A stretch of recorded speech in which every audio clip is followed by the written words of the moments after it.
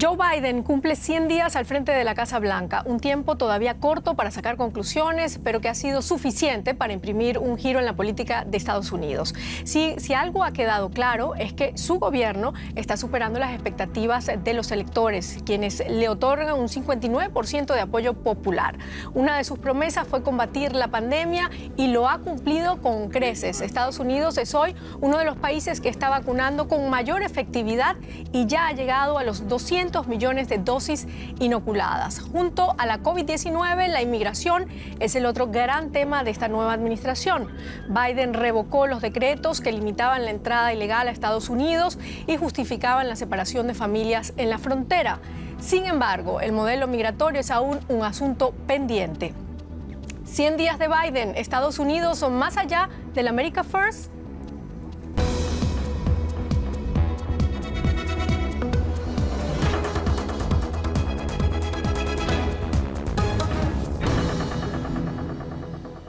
Ese es nuestro tema en A Fondo y lo analizamos con los siguientes invitados. Los presento.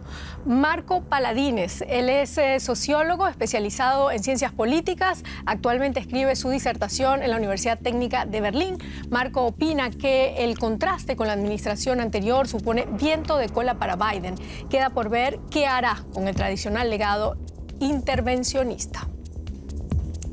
Ana Álvarez es periodista especializada en derechos humanos, fundadora y presidente de ONGs que apoyan a personas migrantes en Alemania, consultora experta en innovación social y empresaria. Ana dice que Biden llegó al poder con promesas en el tema migratorio, pero ha resuelto mejor en la pandemia. Amir Valle es periodista, escritor cubano, ha trabajado para diversos medios en Cuba y otros países de América Latina, así como también en Europa. Según Amir, Biden regresa a las antiguas alianzas, se reposiciona militarmente y se focaliza en la tradicional política de contención contra Rusia y China. Bienvenidos a Fondo, los saluda Silvia Cabrera desde Berlín. Comenzamos de inmediato. Este 28 de marzo Joe Biden dio su primer discurso ante el Congreso a raíz, por supuesto, de estos 100 días en el poder, luego de juramentarse como presidente.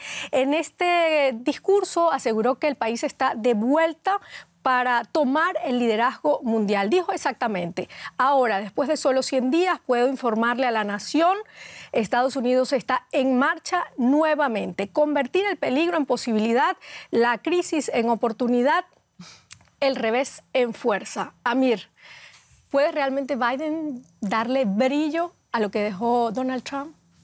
Mira, pienso que sí, porque lo que está haciendo Biden es, y por eso yo en mis palabras hablaba de que se trata de nada nuevo en la política de Estados Unidos, está regresando a los tiempos en que Estados Unidos hacía eso mismo a nivel internacional. Es decir, por eso él tiene un camino que conoce, y es un camino que conoce por su propia trayectoria, pero además que conocen todos los políticos norteamericanos. Lo que ha hecho hasta ahora es básicamente, y yo pienso que sí puede lograr, y puede lograr mucho más, porque después de los, vamos a decirlo, de algún modo los desastres creados por Donald Trump, los atrasos creados por Donald Trump en muchas áreas de la vida social, económica, política y de relaciones internacionales de Estados Unidos, cualquier cosa que Biden haga ahora puede ser vista como un paso de adelante. Pero no hay eso cambios, está claro. dices tú. Yo no veo absolutamente ningún cambio en relación con la política tradicional norteamericana. En relación con Donald Trump, sí, claro, obviamente. En el estilo, por supuesto. En el estilo de trabajo, en el estilo, en la confrontación, en la búsqueda de oportunidades, en las relaciones, en el reposicionamiento de Estados Unidos en el escenario internacional. Recordemos que Trump se había retirado de prácticamente todos los tratados que él consideraba que eran inoperantes en aquel entonces, y que Estados Unidos estaba erogando un dinero que podía dedicar para dentro del país.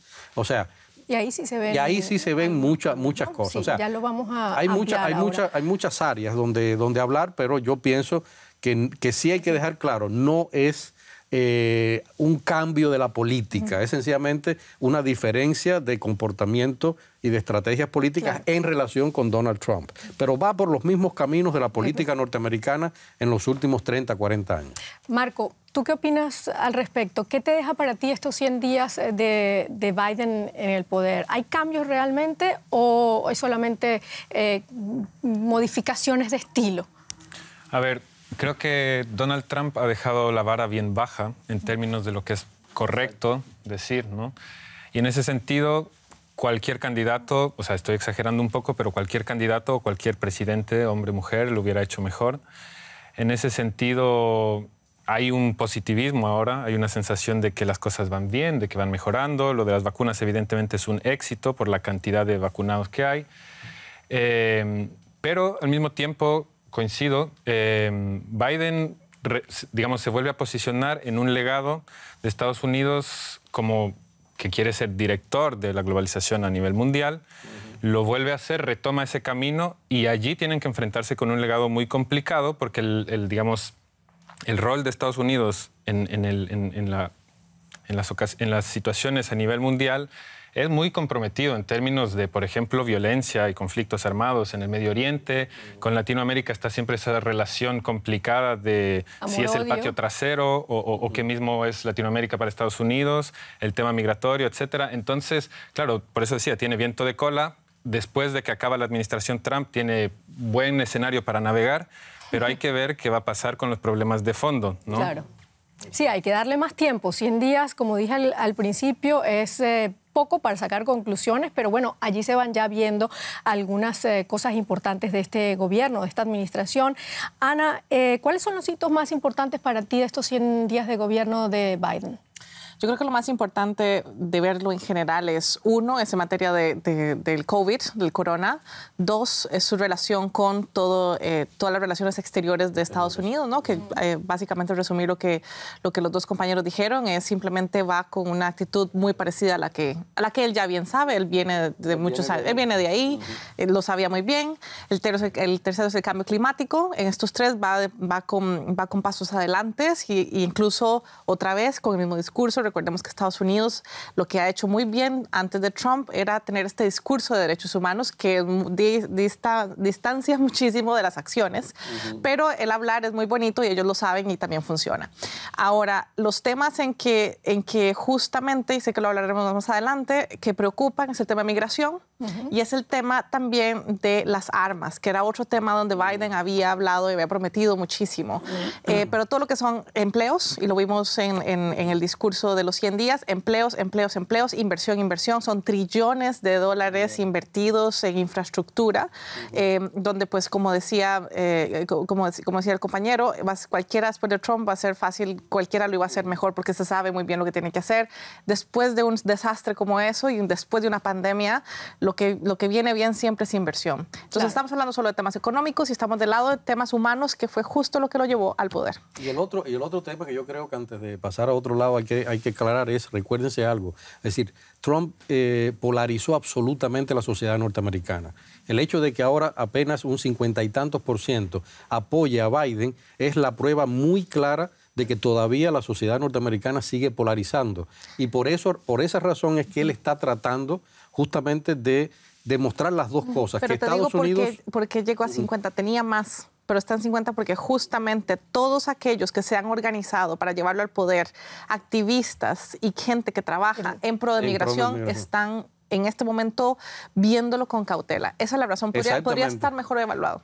No, bueno, pero como quiera que sea, el hecho de que haya un 50 y tantos significa que hay una polarización, hay una sociedad dividida completamente. Bueno, de hecho tengo una cita acá que dice que la gran mayoría de los votantes republicanos cree que Biden es un impostor, que hizo trampa, siguen pensando que hizo trampa en las elecciones para ganar. En torno al 70 y 80% de los republicanos sigue pensando que el presidente legítimo debe ser Trump, ¿no? ¿Cuánto afecta esto al gobierno de Biden, Marco? Ahí hay dos asuntos, ¿no? El primer asunto es que Trump, digamos, popularizó las fake news como herramienta de hacer política, ¿no? Entonces, él podía decir que cualquier cosa y desestimar, digamos, los organismos electorales, los procesos electorales, y sus votantes le iban a creer. sin comprobar esa información. Pero la otra cosa es que el Partido Demócrata seriamente ha sido cuestionado por las elecciones también.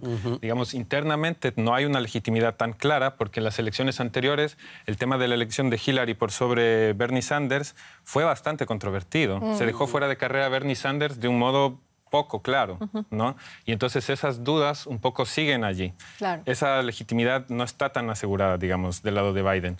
Queda ver, digamos, cómo se puede revertir eso, pero como vemos, cuando ya pise tierra y cuando se enfrente con la realidad, temas migratorios, temas ecológicos, etcétera, vamos a ver qué pasa con eso, qué gobernabilidad logra tener. Vamos a pasar ahora de inmediato a estos temas de los que estamos hablando, pandemia, migración, política exterior, porque cuando Biden llegó al poder solo el 8% de la población estadounidense había sido vacunada, y esto contra la COVID-19, estamos hablando de la pandemia. Hoy más del 50% de los residentes adultos del país han sido inmunizados contra la COVID-19 y 30% ya recibió las 2 dosis. ¿Cómo lo logró? Pues el gobierno reforzó las ayudas a los estados, multiplicó los centros de vacunación y apostó por la red de farmacias de proximidad. A pesar del éxito, el presidente sigue apelando a la prudencia al declarar que Estados Unidos está todavía en una carrera de vida o muerte contra el virus.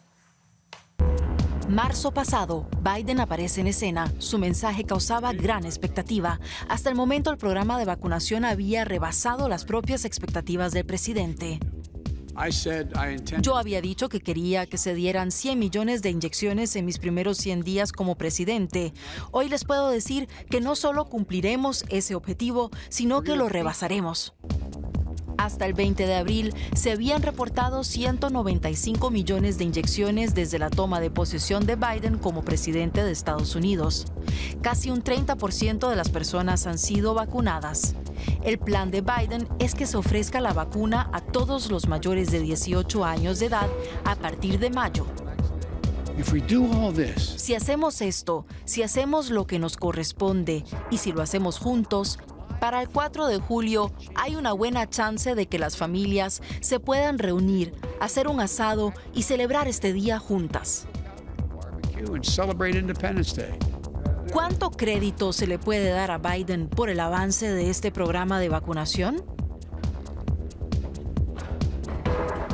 Bueno, sería maravilloso si lo logra el 4 de julio, que todas las familias se reúnan y se reúnan con los amigos y coman asado como antes de la pandemia. Marco, el ritmo de vacunación, como lo escuchamos, es trepidante. 3 millones al día, incluso se ha llegado a 4 alguno que otro fin de semana. Hay, sin embargo, que ser justos. Estas vacunas no vienen o no llegaron con Biden, sino de la administración anterior. ¿Cuánto éxito se le puede atribuir a Biden de esto? Siempre hay, digamos, la disputa por quién se lleva el crédito. Con todas las obras públicas, digamos, eso siempre sucede en los cambios de gobierno. Pero sí quisiera llamar la atención igual sobre un asunto. No solo son el tema de las vacunas, sino es el tema de la asistencia económica para las personas. Y en eso lo que Biden ha hecho a la derecha latinoamericana en general espantaría. O sea, digamos, darle dinero a la gente para que salga de la crisis, ¿no? O sea, es un momento de dificultad. Vemos que en muchos otros países de la región esa no es la política, ¿no? Entonces, desde ese lado, pensar que un demócrata, que un presidente estadounidense adopte ciertas medidas que serían como keynesianas, ¿no?, llama la atención, pero también da cuenta de la dificultad, digamos, de la gravedad de esta crisis, de esta pandemia, ¿no?, que muchos otros líderes, en cambio, pues subestiman. Y en eso también hay un contraste con Trump, pero también, por ejemplo, con Bolsonaro o con otros líderes, ¿no? Nosotros vivimos en Europa y eso, pues, especialmente en Alemania, y sabemos que el tema de las ayudas económicas es parte de todo el programa de una pandemia, ¿no?, de recuperarse una pandemia, no son solo las vacunas. Y eso que acabas de decir es tan clave, porque nosotros que venimos de América Latina, todos nosotros sabemos, de hecho lo leí ayer en grupos de redes sociales de mi país, de que la gente hablaba del discurso de Biden como de ¿es socialismo o realismo? Es como de, no puede ser que estemos en este discurso hasta el día de hoy, o sea, o es que no estamos todos de acuerdo en que deberíamos de recibir paquetes de apoyo económico. Entonces esa es la gran diferencia que está haciendo Biden, que lo hicieron los demócratas, más que Biden, los demócratas. Hemos tenido congresistas como Alessandro Ocasio, Ocasio y otros congresistas que han venido luchando muchísimo para que ese paquete de estímulo pasara, y eso pues no hubiera pasado si los demócratas en este momento no estarían como en su alguna mayoría en el Congreso, que fue totalmente, pues obviamente tenía toda la contra de los republicanos, ¿no? Entonces no era solo las vacunas, sino también el estímulo y también la logística de cómo hacerlo. Lo vemos desde Alemania, tú puedes tener todas las vacunas y los recursos del mundo, pero si no tienes una buena estrategia logística, pues muy poco puedes llegar a... Sin embargo, ese estilo, hay que decirlo, asusta a algunos. Eso que tú dices que son de corte eminentemente social o socialdemócratas, porque remueve toda aquella idea del populismo. El populismo. ¿Tú qué opinas al respecto? Me gustaría escuchar quiero primero, antes que responderte eso, quiero, o sea, voy a responderte, pero quiero irme por una cosa. Voy a ser de abogado del diablo. Bien, hay que decir algo, es decir, habría que ponerse a pensar qué hubiera pasado con la administración de Donald Trump, además de todos sus errores y todas sus cosas, si no hubiera llegado la pandemia. Es decir, vamos a poner a veces algunas cosas justas. Estábamos hablando de las ayudas sociales. Hay que recordar, Donald Trump también dio ayudas sociales muy importantes en su periodo. Es decir, esto no es algo que saca Biden de la manga. Esto venía caminando con Donald Trump también. Es decir, por eso repito, más que un presidente o el otro, estamos hablando de una estrategia nacional en la que el uno creía más que el otro. Yo aplaudo, por ejemplo, me parece muy, muy, muy importante que por primera vez Biden haya respondido a los ataques internacionales de que ellos se estaban quedando con las vacunas, que eso no se puede olvidar, que había otros lugares donde no había, y de pronto él decide hacer una enorme donación de casi 4.000 millones a COVAX. Es decir, eso es muy importante.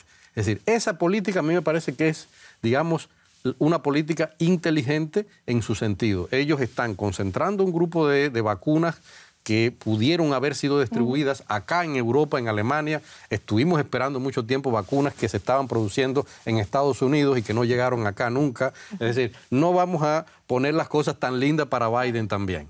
Es decir, hay de un lado y del otro. Yo, como todo el mundo sabe aquí, siempre fui muy crítico con Trump, pero hay algunos detalles que a mí me interesa también señalar.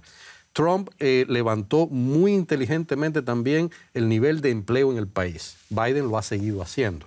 Es decir, hay muchas cosas que... Pero ayer, por ejemplo, dijo que se ha dado más empleos en los Estados Unidos que en cualquier otro gobierno, y además que en 3 gobiernos anteriores. Es decir, es muy interesante eso. Pero justamente hablando de populismo, y lo dijo Marco, o sea, nosotros lo sabemos bien en América Latina, cada vez que viene un nuevo presidente están ahí inaugurando obras. O sea, eso es siempre el asunto. Yo creo que lo más importante de ver acá, y de nuevo, yo sí tengo pues críticas fuertes con Biden, especialmente por el tema de migración, pero en temas de empleo es muy importante que entendamos de que cuando llega un presidente que retrocede todo este progresismo, cualquiera que existiera en Estados Unidos, siempre le va a tocar al que sigue devolverse a ese momento a la historia. Entonces, yo creo que no podríamos en este momento ver quién lo está haciendo y quién no lo está haciendo. Lo que sí está pasando en este momento es que viene una inversión muy fuerte. Que eso no se había visto nunca. De hecho, data hasta 1984, la última vez que se ha hecho una inversión de tan gran magnitud como hasta el día de hoy. Entonces, más allá entre Trump y Biden es ver en años de qué ha pasado en la Gran Depresión, en los 30s, 1984, y hoy con el tema de la pandemia. Yo quisiera agregar algo más, si es que hay la oportunidad. El tema es que en una sociedad en la que nosotros vivimos, en cualquier parte del mundo, donde se está discutiendo ya temas como el acceso a renta básica universal, por ejemplo, que se vea desde una posición bastante conservadora y bastante neoliberal la ayuda social en una situación de pandemia, que es una situación crítica, digamos, habla del estado de la conciencia social de esos sectores. Y que lo hablemos los pobres. Quiero decir, es una cuestión, digamos, donde en la pandemia se pone en primer lugar la cuestión humanitaria, o digamos eso es lo que dictaría el sentido común, y donde la cuestión política pasaría a un segundo plano, pero digamos incluso allí quienes critican estas posiciones como socialistas o lo que sea, básicamente lo que muestran es un estado de conciencia muy, digamos, desencajado, muy, digamos, lejano de lo que está pasando, quiero decir. Sí, porque estamos hablando específicamente de una crisis tremenda que ha dejado esta pandemia. Total. Estamos hablando de ayudas, por ejemplo, dinero para pagar los alquileres, estamos hablando de cajas de comida para ayudar a aquellos que se quedaron sin trabajo. Marco, tú eres sociólogo y de ciencias políticas también. ¿Tú crees que la influencia que tiene el ala izquierda dentro del gobierno, el ala izquierda de los demócratas dentro del gobierno de Biden se va a seguir notando a lo largo de este periodo? Bueno, yo creo que no. Más bien yo creo que el ala izquierda de los demócratas ha perdido las elecciones primarias de su partido demócrata, ¿no? O sea, Pero se los ha ganado, por ejemplo, con esta Ocasio-Cortez, ¿no? Bueno, está hablando muy bien ahora de Biden. Sí, ahora tienen un momento en el que hay unidad dentro de su diversidad y que están comenzando un gobierno y que sería un error despedazar esa unidad del partido en un momento complicado por la pandemia, pero además un momento que necesitan como afianzarse políticamente. Pero evidentemente Ocasio-Cortez, por ejemplo, o líneas más de izquierda dentro del Partido Demócrata, no llegaron a ganar las elecciones. Ocasio-Cortez apoyaba a Sanders, ¿no? No llegaron a ganar, digamos, las elecciones internas de su partido, y yo creo que llevan un programa que en términos de identidad, en términos de derechos económicos, en términos de reconocimiento de las diferencias, gente que tiene trasfondo migratorio, etcétera, que se compromete con el feminismo, etcétera, es gente que va a ir mucho más allá de Biden. Yo creo eso. Yo no les llamaría izquierda, yo les llamaría progresistas, porque es la nueva generación, ¿no? Y también detrás de Ocasio vino una nueva generación también de nuevos congresistas que son muchos más progresistas, y eso no es lo mismo que izquierdas. Yo creo que ese es el grave problema que tenemos nosotros también en América Latina, que siempre todo lo tenemos que llamar como derecha y tenemos que llamarlo izquierdas. Bueno, yo creo que ese es el gran problema ahora. Global, sí, no sé, pero en América Latina especialmente nosotros lo entendemos muy distinto, porque justo lo que decía Marcos, o sea, el tema de ver que las ayudas sociales se ha criticado por una ala conservadora. Yo quisiera hablar quiénes son los conservadores. Mucha de la gente que vota por Trump y mucha de la gente en América Latina que es también medio pro-trumpista, pro-Bolsonaro, es gente también de escsos recursos. Entonces es justamente lo que más me llama la atención de lo que dice Marcos, es justamente eso. O sea, somos justamente los pobres los que estamos en contra de ayudas sociales. No entiendo yo cuál es el discurso, si tanto nos da miedo lo que justamente estas llagas internas que tiene América Latina de seguir poniéndolo todo de un lado o del otro. Ahí hay un tema. Sí. No sé si... Muy rápido para pasar al próximo. Hay que estudiar, digamos, más a fondo cuál es la conexión entre los neoconservadores y la población, digamos, que vive en condiciones precarias y cómo se conectan. Y, por ejemplo, allí en el tema de Trump se ha mostrado, hay estudios que lo muestran, la conexión se da a nivel, por ejemplo, religioso, ¿no? Hay latinos que votan por Trump por esta cuestión de que está más cerca de su credo, ¿no? O bueno, por ejemplo, algunos venezolanos que también votaron por Trump porque les llegó razones políticas ese mensaje, de apoyo, ¿no? Claro. Bueno, hablamos ahora del tema migratorio, que es el punto más débil, hay que decirlo, de la gestión de Joe Biden. La imagen más visible de ellos es el número récord de menores no acompañados que ha cruzado la frontera desde México, sobrepasando la capacidad de los centros de acogida, además de las decenas de miles de personas que han entrado al país ilegalmente. Una crisis para la que el gobierno demócrata parecía no estar preparado. Un viaje está llegando a su final. Casi siempre es peligroso. Muchos de los que están a bordo de este bote que cruza el Río Grande son niños. Algunos llegan solos desde países como Guatemala. Cada noche llega un grupo de migrantes. Una vez que pisan suelo estadounidense, autoridades de aduanas y policía fronteriza los registran. Muchas veces terminan en refugios atascados de gente. Los niños que llegaron solos se quedan ahí hasta que se reúnen con parientes o los envían a casas particulares. Hasta marzo pasado, unos 170,000 migrantes de todas las edades fueron recogidos por agentes estadounidenses a lo largo de la frontera. En Estados Unidos hay una gran división sobre cómo resolver el fenómeno migratorio de la frontera sur del país, pero el presidente Biden firmó 3 órdenes ejecutivas para reunificar a las familias de migrantes separadas por la política migratoria de Trump, quien había aplicado un programa de separación de adultos y niños que cruzaban la frontera entre Estados Unidos y México. ¿Un gran paso en la política migratoria entre Estados Unidos y México? La realidad está pasando Bueno, allá. nosotros seguimos aquí debatiendo, están los informes y nosotros seguimos debatiendo porque hay muchísimos temas. Ana, quiero comenzar esta ronda contigo porque tú trabajas el tema migratorio. Nosotros escuchamos acá en este informe que Biden firmó varios decretos migratorios y la pregunta ¿es realmente un gran paso para esa reforma migratoria que necesita Estados Unidos? Es un gran paso porque es la primera vez en la historia que un presidente, que una administración viene con un plan tan ambicioso que es el tema de legitimizar y regularizar a más de 11 millones de migrantes en Estados Unidos. Yo lo veo imposible que lo logre, básicamente porque y ellos lo saben, ¿no? O sea, de nuevo vuelvo al tema que decía al inicio, o sea, Estados Unidos saben muy bien cómo hablar bonito cuando quieren, especialmente los que vienen del ala de Biden.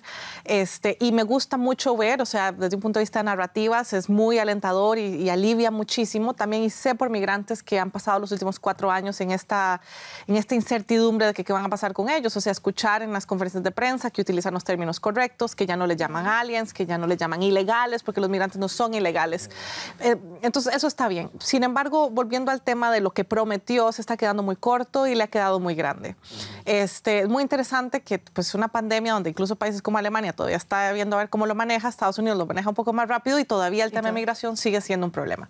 Entonces, ¿qué es lo que pasa con Biden? Además de esa petición del Congreso, tenía 26 acciones muy concretas que había prometido antes de llegar al poder y solo 12 ha cumplido, 26 antes de los 100 días y solo 12 ha cumplido antes de los 100 días. Por eso quizás tocó tan por encima este tema, porque él solamente quiere dar las buenas noticias. Por supuesto, total. Es eso. O sea, él quiere dar solo las buenas noticias y pues lo vimos ayer a todo el mundo regocijándose, levantándose, aplaudiendo, porque sí, es cierto. Claro. O sea, en temas de pandemia, en temas económicos, parece que eso es el más importante.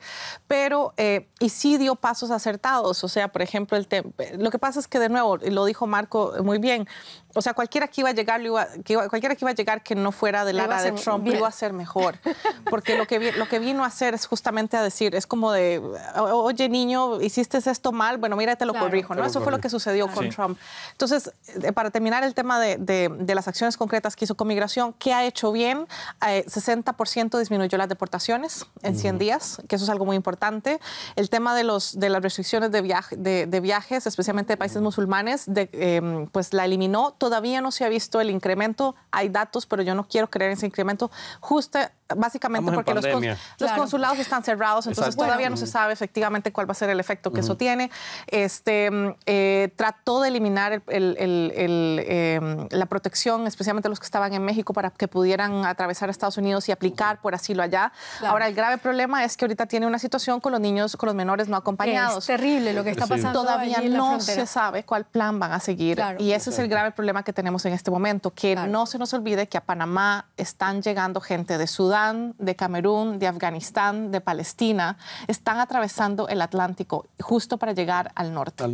Entonces, ese es, bueno, es terrible todavía el reto que es terrible lo que está ocurriendo en la frontera. Amir, tú como periodista ves las imágenes que nos llegan a cada rato sobre niños que quieren cruzar la frontera solos, niños abandonados sin sus padres. Es realmente terrible y las cifras dicen que desde que llegó al poder Biden en enero, la llegada de migrantes indocumentados no ha dejado crecer. En marzo aumentó más del 71%. ¿Tú crees que le agarró por sorpresa esta crisis a Joe Biden? No, yo no creo. Ellos sabían que venía una crisis grande. O sea, acuérdense que esto que estamos viendo ahora es el resultado detenido por la pandemia en determinado momento, pero es el resultado de varios años que venimos con este grave problema, por un lado. Yo quiero hacer algo, hacer un hincapié en un detalle muy pequeño. A veces uno olvida, porque uno dice presidente de Estados Unidos, hombre todopoderoso.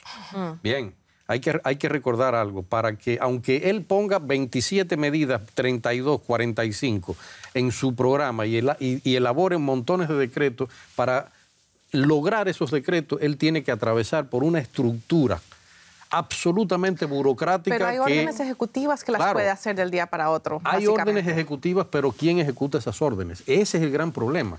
Sí. Es decir, ponte a pensar, hay órdenes ejecutivas en las que tiene que intervenir el ejército norteamericano. Es decir, en Estados Unidos los poderes, eso no lo podemos olvidar. No, bueno, los poderes no están totalmente en dependencia con la Casa Blanca. Sí, pero también... Es decir, cada poder, ahí sí no transo. ¿Por qué? Porque usualmente hay cosas que se llevan al Congreso y al Senado. Ya, pero de las que estamos hablando, de los temas de migración, hay cosas que sí se pueden hacer más inmediatas. La única que puede atravesar todo este proceso que acabas de mencionar muy claramente es el tema de legitimizar a los 11 millones de migrantes que están irregulares en este momento en Estados Unidos. Pero el resto... pero algo muy simple. Estamos hablando, Estados Unidos no ha podido...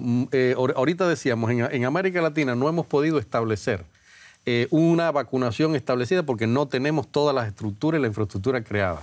Es decir, Estados Unidos tiene primero aunque él sea ejecutivo y diga lo que diga, él tiene que tener una infraestructura creada. Y cuando él crea el DNS, justamente, él lo crea para que ese departamento se encargue justamente de hacer un grupo de estructuras que funcionen cuando un presidente haga esa función. A ver, Marco, me gustaría escuchar tu opinión. Sobre este tema, lo primero, estoy de acuerdo con el tema de que en Estados Unidos el presidente no es el jefe máximo.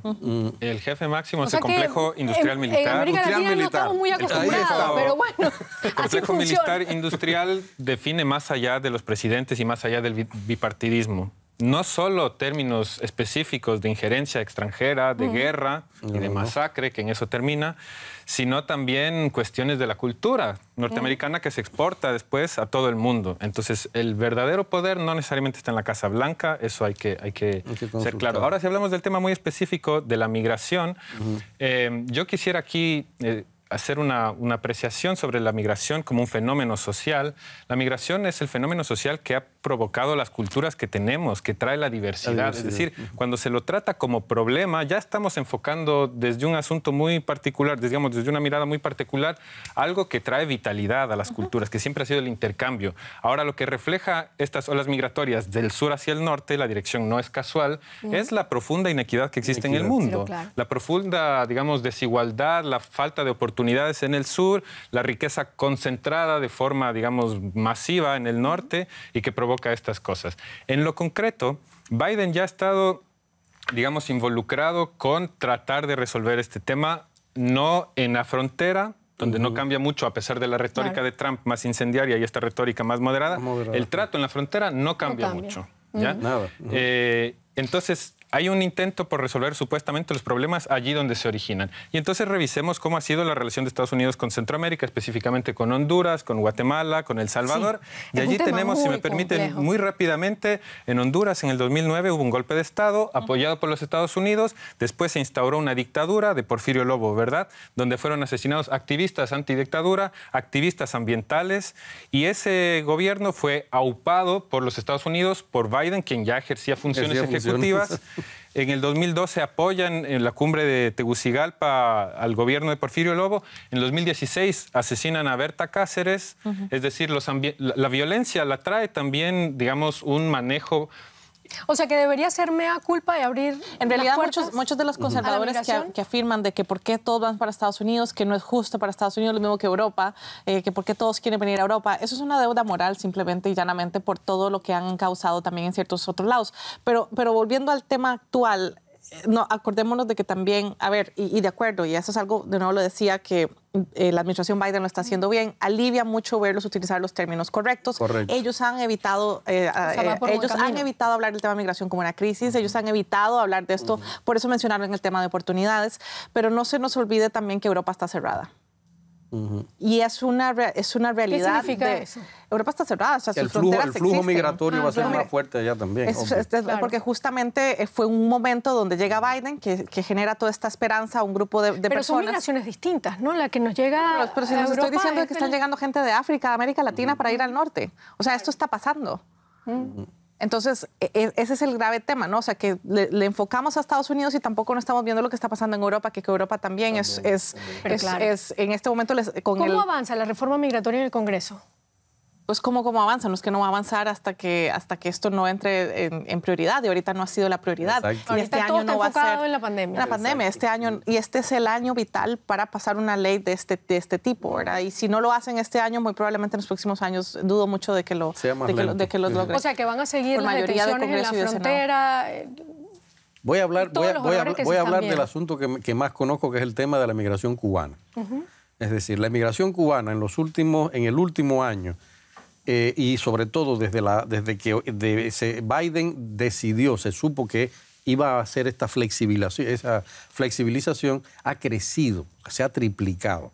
Es decir, la gente está viajando mucho a América Latina para subir nuevamente a Costa Rica. Y estamos muy enfocados en la frontera con los centroamericanos que están llegando y, por ejemplo, este caso y es un caso muy de esto, no se habla mucho. Pero, por ejemplo, siguen yéndose cubanos por el mar. Es decir, los números siguen tan altos como años anteriores. Llegan a Costa Rica porque saben que van a negociar con el paso hacia el norte. En todo caso, de nuevo, o sea, sí es cierto. Ahora, nunca se habló de tema esperanzador. Mi problema con Biden sobre el tema de migración es que prometió mucho. Prometió mucho y le debe esto porque muchas organizaciones de la sociedad civil en pro de migración y gente que ha trabajado con migrantes, las llamadas grassroots organizations, son las que llevaron y las que apoyaron a llevar a Biden al poder con el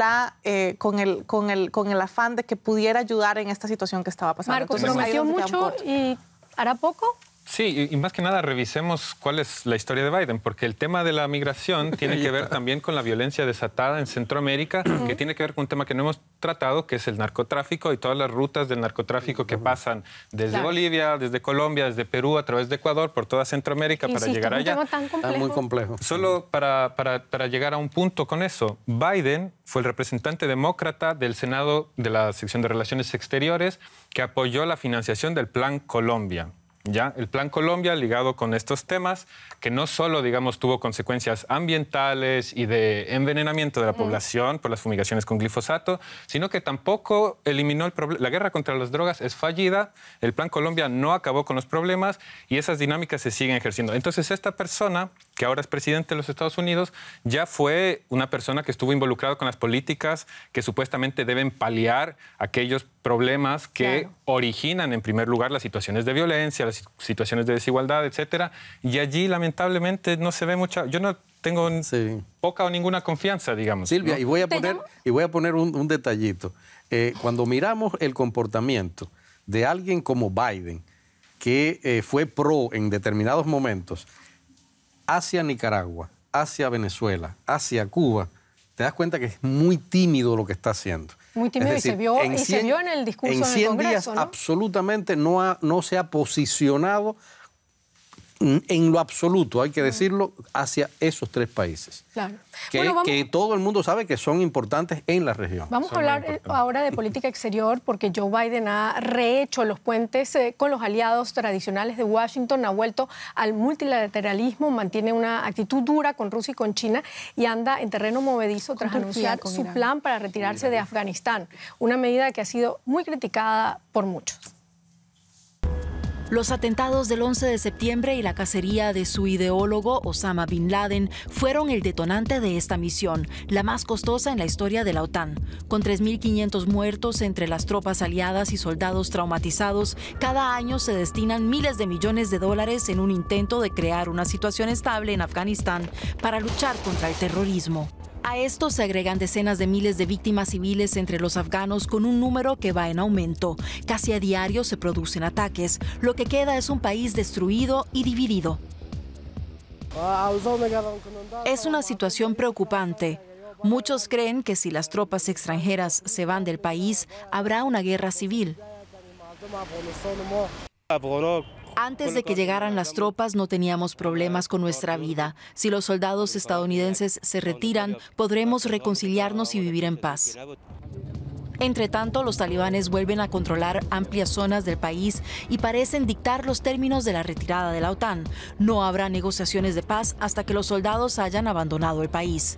¿Capitula Occidente ante los talibanes?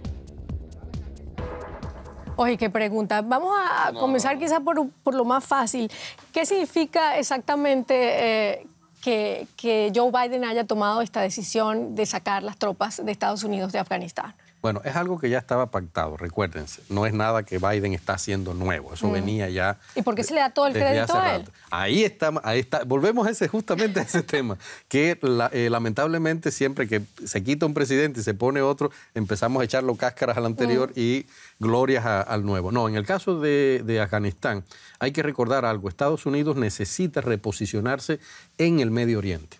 Es decir, es algo que se perdió durante la época de Donald Trump con los errores de nombrar Jerusalén capital, etcétera, etcétera. Cosas que, vamos a decir, que rompieron el estatus de amistad que había con Israel y las conversaciones con algunas cosas. Pero de nuevo, por ejemplo, él está hablando de establecer relaciones con, o sea, rescatar el tratado nuclear con Irán, que es una cosa también conflictiva que está al mismo nivel prácticamente de importancia que Afganistán. Hay que recordar que en este sentido también, es decir, él prometió también mandar nuevas tropas para acá, para Estados Unidos, para Alemania, no retirar las tropas que Trump dijo que iba a retirar. Claro. Es decir, bueno, hay muchas cosas, pero lo fundamental es Estados Unidos, dentro de su política internacional, necesita rescatar el poderío que tenía en el Medio Oriente y que lo perdió. Rescatar el poderío en el Medio Oriente, me quedo con eso, Marco. ¿Crees que lo logre Biden? No creo. No. Creo que el Medio Oriente es una situación muy complicada a la que Estados Unidos ha contribuido mal. La retirada de las tropas de Afganistán fue una promesa de Obama, es decir, lo están haciendo tarde y mal, ¿no? Y lento. Después, el tema es o sea, van a sacar 2.000 o más de 2.000 soldados efectivos, los van a reordenar, los van a poner en otro lado, y más bien donde han mostrado límites claros es con Rusia y con China. Entonces, yo no sé si podemos hablar de multilateralismo si, digamos, se excluyen actores importantes, que después se los vamos a criticar, o sea, porque tienen excesos autoritarios, etcétera, se los puede criticar, pero, digamos, querer imponerse por sobre ellos no me parece que sea la forma de pensar un mundo digamos, multipolar. Y un último asunto, esta frescura que trae la imagen de Biden, hay que ver cómo reacciona frente a Venezuela, por ejemplo, ¿no? La relatoría de la ONU ha dicho que las sanciones contra Venezuela atentan contra los derechos humanos de educación, de salud, de alimentación, de libertad de expresión, de movilidad. Entonces, deberían revisar esas sanciones, ¿no? Esas sanciones no van a solucionar el problema venezolano, están asfixiando a Venezuela. Bueno, a ver, ese es otro tema, absolutamente grande. ¿Multilateralismo o America First? ¿Cómo queda Estados Unidos? America First, y también es un asunto de lenguaje. Con Afganistán es el mismo ejemplo de muchas cosas que suceden. Cuando una administración decide eliminar tropas o eliminar, ¿verdad?